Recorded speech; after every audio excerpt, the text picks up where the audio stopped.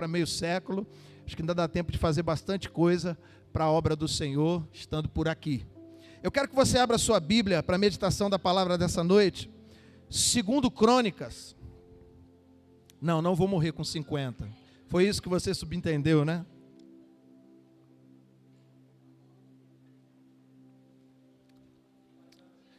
Minha família é de gente que morre velhinho. Minha bisavó morreu com 98, vovó Dorinha. 2 Crônicas, capítulo 31.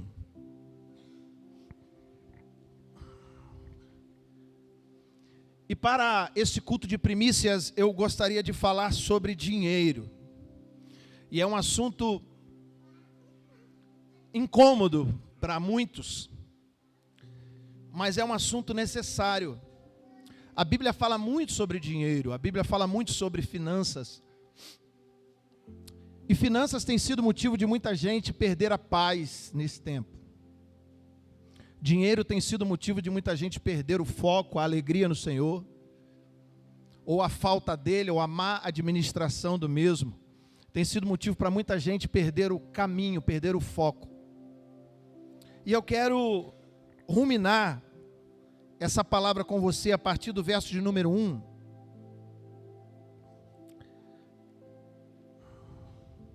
Segundo Crônicas 31, a partir do verso 1.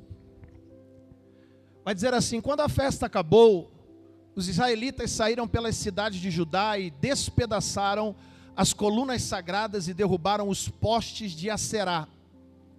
Eles destruíram os santuários locais e os altares em todos os territórios de Judá, Benjamim, Efraim, Manassés.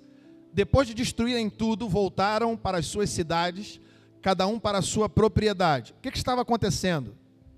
O rei Ezequias estava restabelecendo o culto a Deus. O templo estava abandonado, os sacerdotes e os levitas estavam trabalhando em outras funções, ninguém cuidava da igreja, do templo do Senhor. Deus estava esquecido. E Ezequias, o rei Ezequias, então, lança um decreto dizendo: nós vamos restabelecer o culto a Deus, ao Senhor aqui no meu reinado.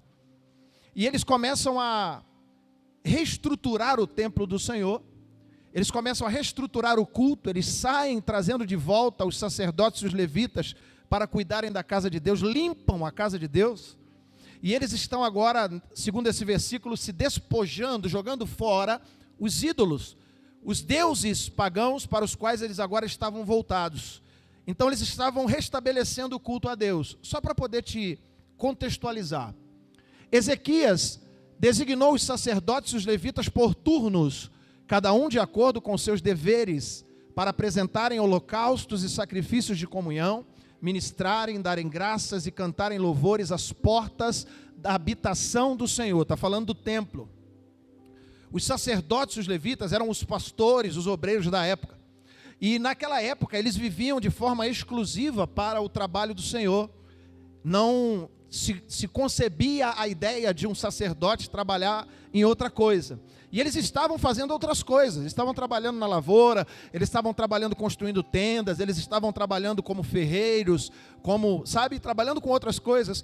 Então Ezequias manda procurar esses homens e trazê-los de volta. E colocarem eles ali em turnos, fazendo de novo aquilo que eles foram designados para fazer, chamados para fazer no culto a Deus.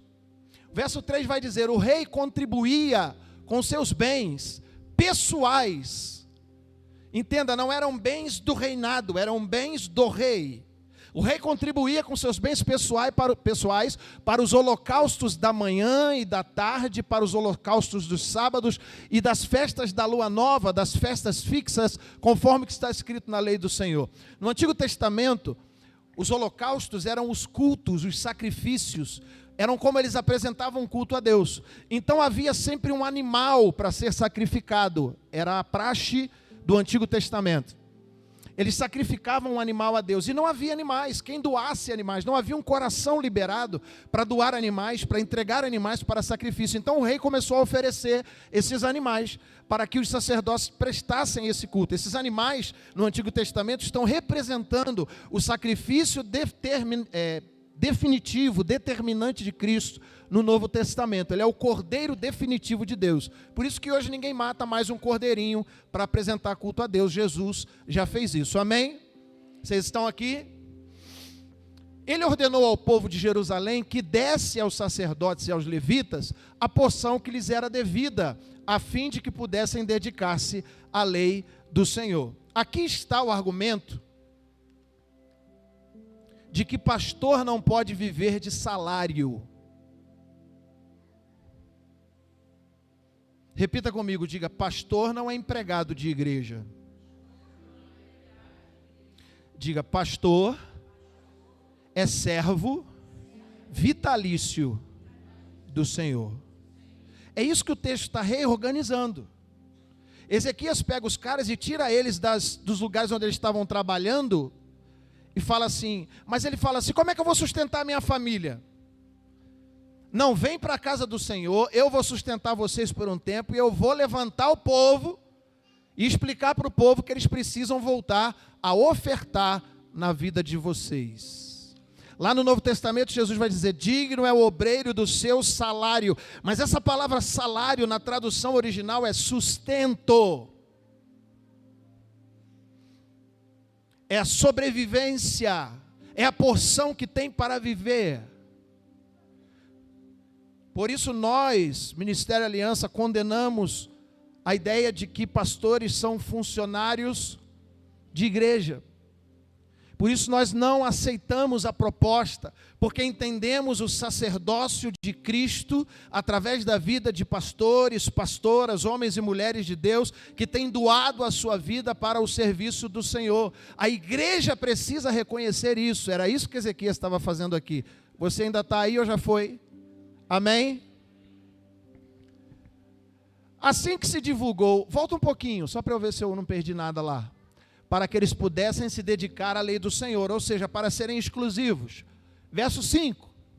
Assim que se divulgou essa ordem, os israelitas, leia comigo, deram com generosidade o quê? O melhor do trigo, do vinho, do azeite, do mel e de tudo que os campos produziam. Trouxeram de tudo em grande. Diga aleluia. O coração deles se abriu para dar. Vamos em frente. Não para por aqui. Os habitantes de Israel e de Judá, que viviam nas cidades de Judá, também trouxeram o dízimo de todos os seus rebanhos e das coisas sagradas dedicadas ao Senhor, o seu Deus, ajuntando-os em muitas pilhas. Ou seja, fizeram um monte de coisas. Porque naquela época não dava dízimo em dinheiro, amém ou não? Eles traziam, por exemplo, tinha ovelha, eu tinha 100 ovelhas, quantas ovelhas eu tenho que dar de dízimo? O que é o dízimo, irmãos? A 10ª parte de tudo, amém ou não? Aí a pessoa criava ovelha, ele não tinha dinheiro, ele tinha ovelha, ele tinha 100 ovelhas, quantas ovelhas ele tinha que trazer? 10 ovelhas, aí chegava na igreja, no templo, com 10 ovelhas amarradas na corda. Era assim. O cara tinha 1000 vacas, para pensar. Quanto que ele tem que dar de dízimo? 100 vacas. O cara chegava com as vacas amarradas. Aí chegava: pastor, meu dízimo. Você já parou para pensar? É sério isso, irmãos? Eles começaram a amarrar aqueles bichos lá nos fundos da igreja. Começaram a juntar aquilo lá. O cara plantava, tem lá não sei quantos mil alqueires de trigo, ele trazia os feixes de trigo, está aí o trigo, é o dízimo.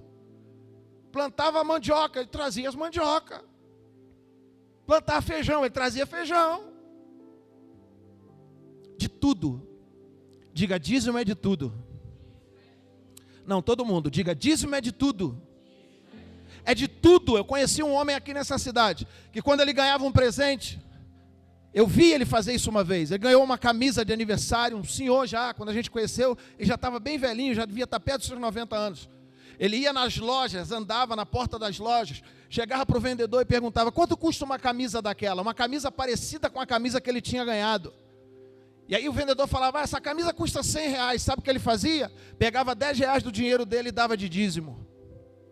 Porque Deus deu a ele uma camisa nova que vale 100 reais. Então significa que ele precisa dar 10% dessa camisa para o Senhor. Não se faz mais crente assim, né?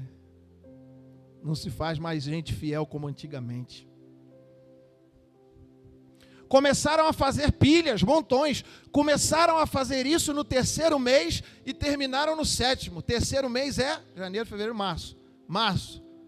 Terminaram no 7º mês. Janeiro, fevereiro, março, abril, maio, junho, julho. Março, abril, maio, junho e julho. É isso? Fiz a conta certa? Começaram no 3º e terminaram no 7º. Foram 4 meses de doação, é isso? 4 meses de doação ininterrupta. O coração deles se converteu para dar. Porque a palavra diz que dar é melhor do que receber. Coloca o próximo. Quando Ezequias e os seus oficiais chegaram e viram pilhas de ofertas, louvaram ao Senhor e abençoaram Israel, o seu povo. Quem dá é abençoado. Ezequias perguntou aos sacerdotes e aos levitas sobre essas ofertas. Fala para nós dessas ofertas. E o sumo sacerdote Azarias, da família de Zadok, respondeu: desde que o povo começou a trazer as contribuições ao templo do Senhor. Preste atenção que as contribuições são dadas aonde? No templo do Senhor. Pastor, posso dar o meu dízimo num lar de velhinhos?